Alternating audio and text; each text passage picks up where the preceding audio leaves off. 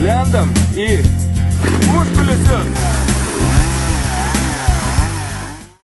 Ką jūs galėtumėt padėti, jeigu atsitiktų žaidėjų tokią traumą, kaip pavyzdžiui kelio sumušimas, išnarinimas koks nors?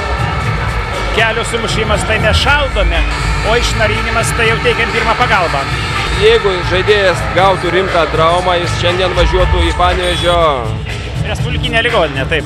Jeigu labai rimta trauma, tada į Vilnių arba Kauną. Jūsų praktikoje pati rimčiausia trauma, kurią jūs padėjote sportininkui? Oi, sportininkui tai nėra taip daug, mes čia daug nebūdėm, bet taip įvairiausių traumų labai daug yra buvę. Kokia pati vis tik rimčiausia?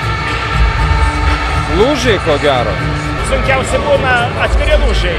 Na ir ką jūs patartumėt krepšininkams, kad jie saugotųsi tų lūžių, kad nebūtų lūžių? Apšilimo gerą padaryti. Daug kas nuo priešininkų priklauso, va, pavyzdžiui, kaip su ispanai žaidė, tai šiandien jau Marko Gazolis čia jau specialus buvo su traumuot žaidėjų.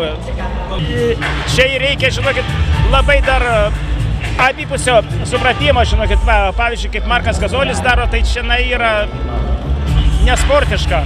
Įsivaizduokit, jeigu dabar šiandien kristų 5 krepšininkai ir visi gautų traumas. Jokių problemų.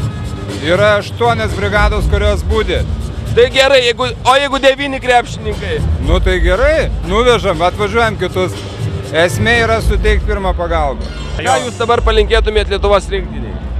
Nu, aukso tikėsimės. Be traumų. Aukso be traumų.